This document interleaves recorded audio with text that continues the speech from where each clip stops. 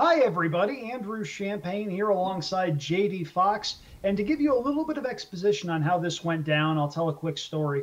Earlier this week, my idea was to do a revival of sorts of a show that I hosted on TVG's social media platforms for a while. You may remember the TVG pregame Periscope. However, we don't know who's going to be running on Saturday, even as we record this at 4 p.m. Pacific time on Friday afternoon. As a result, myself and JD Fox, who graciously offered to help me out, have been hard at work all afternoon in order to try to get something together. And JD, if the people out there had any idea the efforts that we have gone to in order to put this together, we would be treated as heroes. Heroes, I suppose, is a word. The other positive is some things that we talked about are already outdated from previous attempts at recording this. There's So that. news is changing, obviously, on a moment by moment basis. So when you guys view this later today, hopefully, and hopefully not in like 2 weeks, because in 2 weeks we're gonna sound like idiots. But at least if you capture this on Friday night, I can guarantee at least 90% accuracy. Well, until we get to our picks for the Golden Slipper, at which point one of us at least will be completely wrong.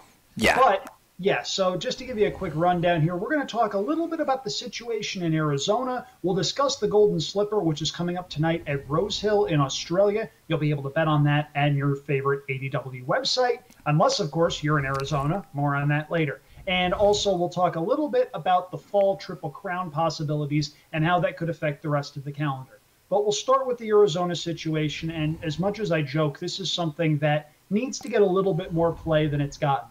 JD, you're in Arizona. Tell the folks a little bit about what's going on in your home state, because this has so many layers. It is so bizarre. And as a fan of the sport and someone that wants to see it thrive, it makes no sense to me.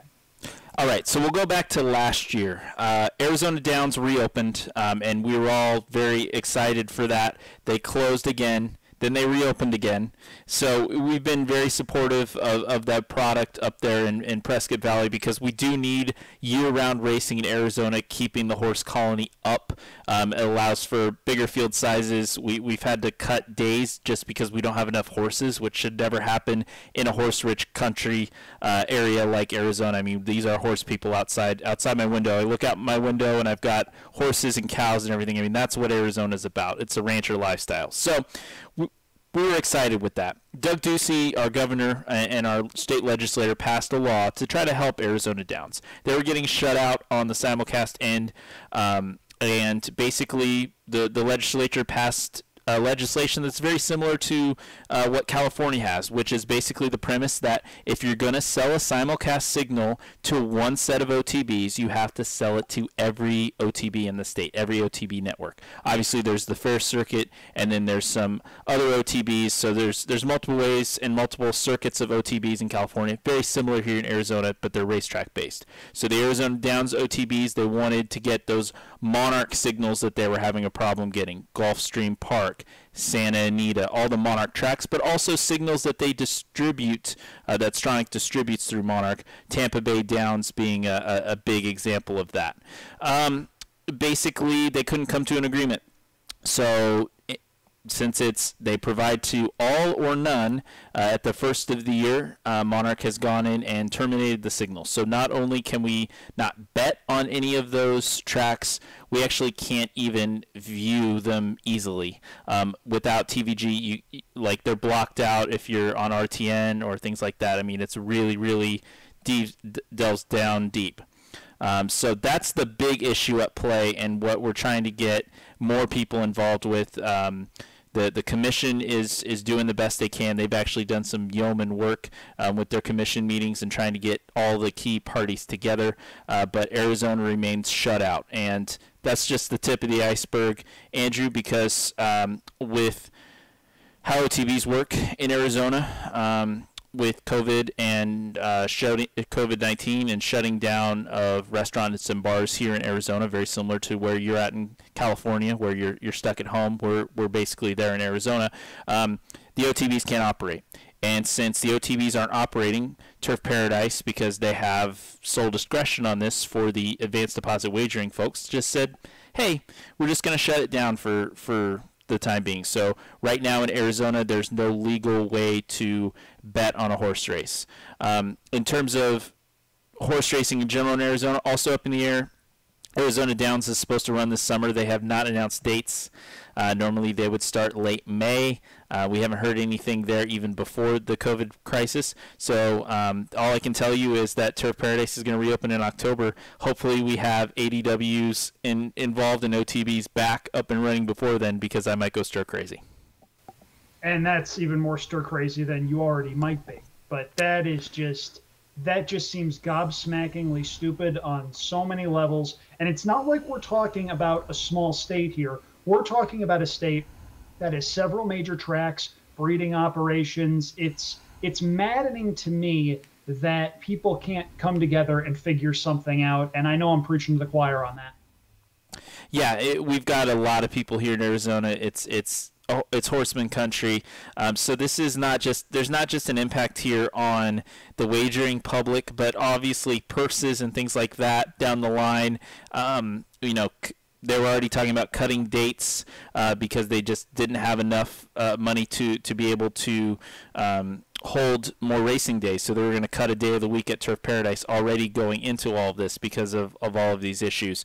So really the horsemen in Arizona, they're not crying out that they need help, but we have to keep them in our thoughts, and we have to keep moving this ball forward. It's also going to have impacts on the summer tracks that these horses go to. If Arizona Downs isn't running, then the Western Canada tracks, Canterbury, Hawthorne, these are the types of tracks that get the Arizona horses. So we're going to see less horses there as well through all this. I mean, it's going to be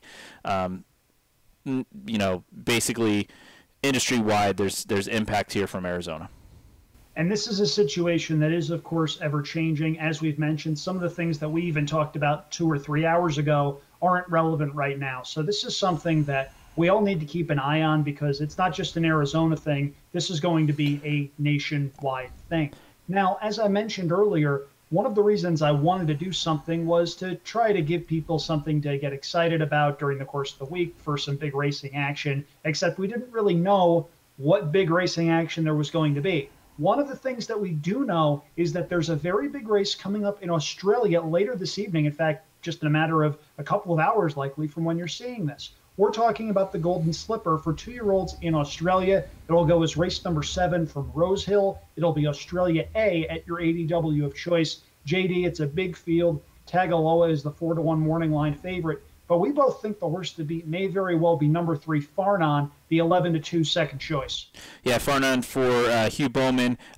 Looking at this quickly for novices in Australia, I didn't want to put up Australian PPs for you because that's another story for another day, because they're completely different as well. But you'll see a saddlecloth number to the left here, so you'll see them in traditional order.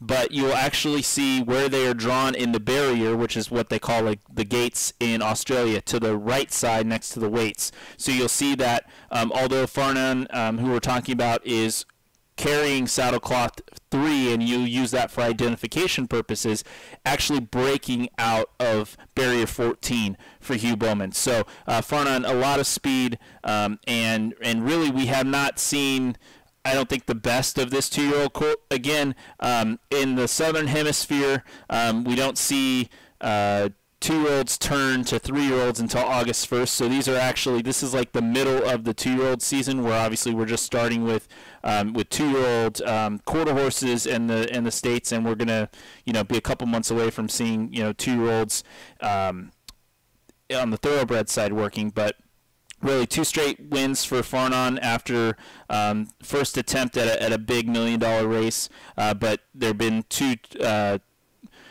trips under jockey Hugh Bowman, one of them at this Rosehill course, both grade 2, stepping up to Group 1 company for the first time. Really should be the pace center and should move over to take the lead. That's one of the key things here. When speed's drawn outside, you will see a rush up front in Australia, much like you'll see at a big race like the Kentucky Derby. If the speed horse is outside, they're going to rip down towards the rail, and at Rosehill especially, the rail is a good place to be. Now, you mentioned Farnon's got a lot of early speed. However, Farnon may not be alone on the front end. Number 11, Mildred, is a big price, but she's got a lot of early speed and is also drawn outside. So there's going to be a lot of early speed coming from that outside post. They may have to work very hard to get to the front end. And JD, with that in mind, my top selection is actually number 9, Dame Giselle, who will break from post position 4. Remember, number 9, post 4. Go back to what JD was talking about. Dame Giselle, to me, looks like a horse that could sit a perfect stalking trip just off the speed, and I think she may very well get first run when the real running starts. She comes in off of a nice win in a Group 2 race, and I think Dame Giselle has a chance to fire a big shot at a bit of a price. She's 11-1 on the morning line. Yeah, and really when you talk about Dame Giselle, really going to be probably third or fourth, going to be in that next pack of horses, and that's one of the key things here is positioning, being drawn inside barrier, being able to plot a trip, and that's one of the key things for Dame Giselle. Obviously, a filly in this field. We mentioned a couple colts. I also like a filly out of the Saddle Cloth 10, Barrier 8, See You Soon. Now, the interesting thing here is See You Soon has been in the same race as Dame Giselle all 3 times that the filly's gone to post. The crazy part is, obviously, you see this a lot with higher-end horses in Australia. You do not see this often in North America. See You Soon's first race entered was an open race. It was not a maiden race. And this actually the same for Dame Giselle. So they skipped the maiden ranks in general and basically went to open, almost stakes company right away. So See You Soon debuted and beat Dame Giselle and has since finished second twice to her, and both times close. Last time out at Randwick in the Riesling Stakes, it was a head bob at the line. See You Soon is going to be the back marker of back markers. See You Soon is probably going to be last at the start of this race, and you think about that from a 6 furlong perspective, long way to cover, gonna need the right trip, but I think the additional price you're going to get is going to warrant, especially in your multi-exotic wagers, trifectas, superfectas, but also that's a horse definitely worth putting on your quaddy ticket as well, as there's a great quaddy, 3 grade 1s, 3 group 1s, and a group 3 in tonight's quaddy at Rose Hill. Rose Hill again going as Australia A in your ADW. And JD, you mentioned Rose Hill is a pretty peculiar course. Tell us a little bit about some of the things that trip handicappers are going to want to look for. Yeah, really, it's a really tight turn to go from the 6 and where they run 6 furlong and 5.5 furlong races out of a chute in the middle. It's a really tight turn to get to the main track, and it's actually a long chute. So you're basically midway through the turn when you're going to get onto the main track. So the more inside you can be, the better position you're going to have on what we expect to be a soft 6 today at Rose Hill. The better you're going to have. Now, I'm not saying that, a horse can't win from the clouds there. It is just a tight turn, so you will see a bunch, and then you'll see a lot of horses go as soon as that turn's over. 1:30 a.m. Eastern Time, 10:30 p.m. for those of us on the West Coast. Either way, something you're going to want to stay up for. The Golden Slipper at Rose Hill. A lot of money on the line, a big field, and a great betting race. Check that out on your local ADW. Now, before we head out here and call it a day, we're going to talk a little bit about some of the restructuring that's taken place in the American racing calendar. The biggest one, of course, the Kentucky Derby, going from the first Saturday in May to the first Saturday in September. One would think that the other Triple Crown races are likely to follow suit. We haven't really heard anything official from the Preakness and Belmont yet, but that may very well set up an intriguing later season series of races that includes the Travers, the Kentucky Derby, the Preakness, the Belmont, and the Breeders' Cup Classic. We're trying to make the best of a bad situation, and if we're looking on the bright side of things, those races, JD, might turn out to be a lot of fun. Yeah, I think I've made a lot of fun of people talking about a Grand Slam, including the Breeders' Cup Classic. Not saying that horses are bred to do this these days, but there might be a chance for 5 really important races. One that's normally a Midsummer's Derby serving as a prep race, a Triple Crown, and then the Breeders' Cup Classic. I'm not saying a horse is going to try it. I'm not saying that horses are bred to do that in today's day and age, but the possibility is there for a super horse. I think really a restructuring of the Saratoga meeting in general is going to be the most interesting thing, because that's one of the sacred things that we have on horse racing's calendar is, you expect those Saratoga races like clockwork, and it's going to be different for those people in Saratoga Springs this year, but it's also going to bring maybe some more competition. We might see some bigger fields than we normally if they move some of those stakes further up in their calendar. We'll see. It's going to be interesting to see how things shake out. Word is the Travers Stakes is going to move back to early August, an adjustment of about 3 weeks. Makes for a 4-week period between the Travers and the Kentucky Derby. And JD, you mentioned it, the biggest hurdle to clear here may very well be the way the American Thoroughbred is now bred.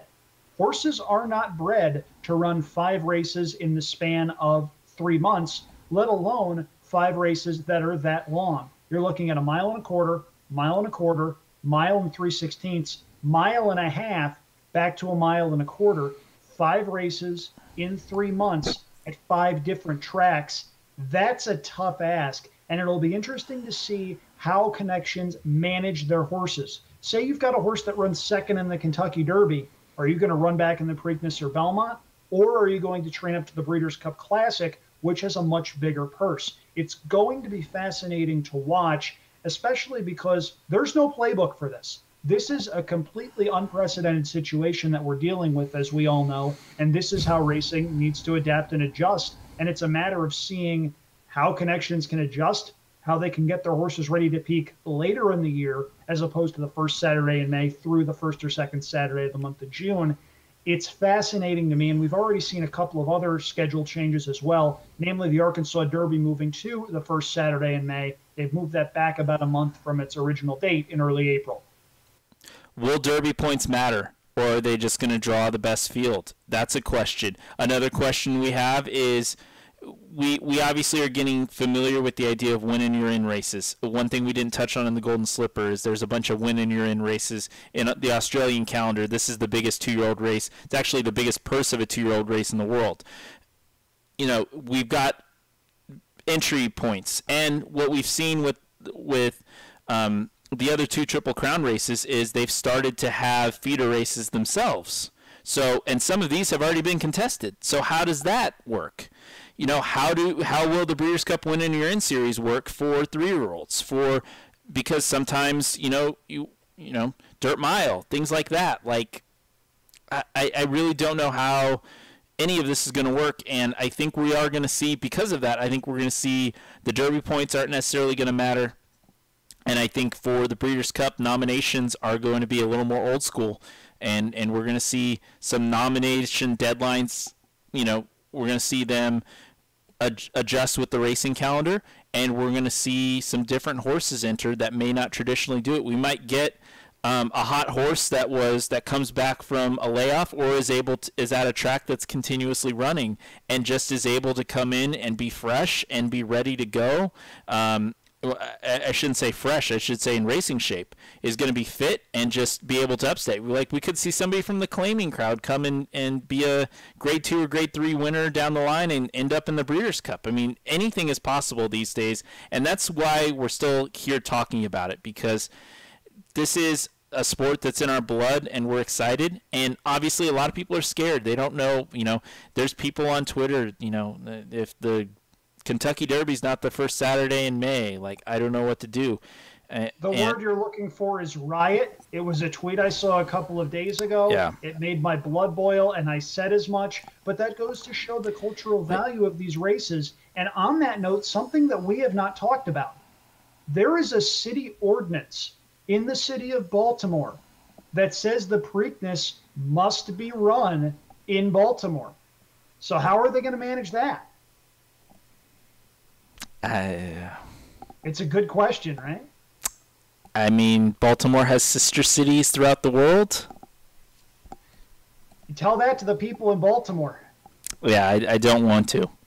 Okay, I will say Baltimore is a nice town with nice people, and Inner Harbor is a really good time. So if anyone thinks I'm bashing Pimlico or bashing Baltimore, I'm not. I'm just raising the point. this is one of the things that people, need to consider and need to weigh. Do they waive the ordinance for a year and run it at Laurel? Do they run a special fall meet at Pimlico? Pimlico has been downsized a lot as far as dates go. Does Pimlico get more dates? It's a fascinating question, and it's not something that I think any of us have any idea what the answer is for, because the world is changing what seems like every hour. It's maddening how quickly everything moves, and it's just a matter of finding a way to roll with the punches.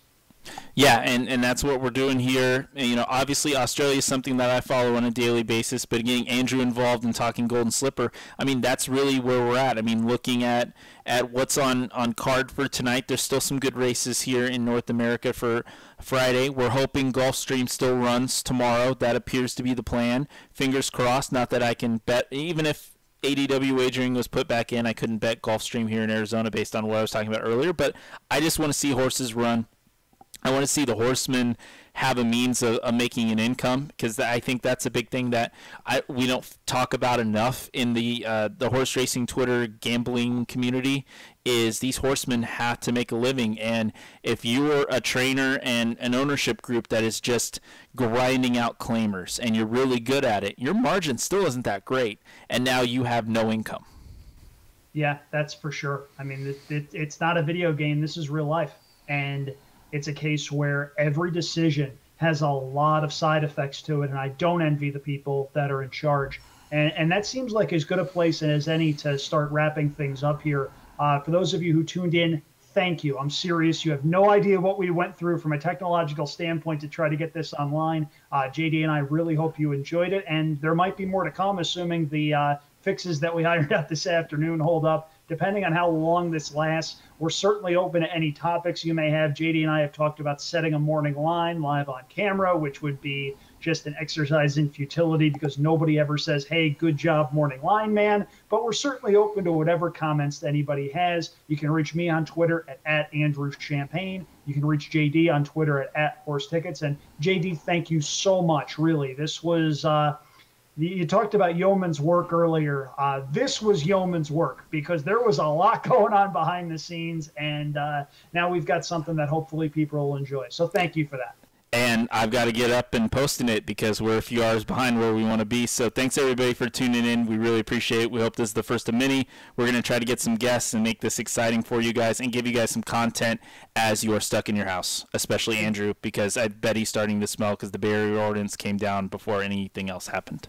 I've been going stir crazy here. I did go out and I did have to throw some elbows at the grocery store a couple of hours ago. Having said that, my cat and I are holding up just fine. Side note, cats are jerks. Anyway, though, please stay safe. Please exercise responsible behavior. Wash your hands. Practice social distancing. If you're in Florida, stay off the freaking beaches. My goodness, how stupid can you be? Anyway, for those of you who tuned in for as long or as short a time as you did, thank you. We genuinely appreciate it. And here's hoping we'll be back sooner rather than later. Have a good one, everybody.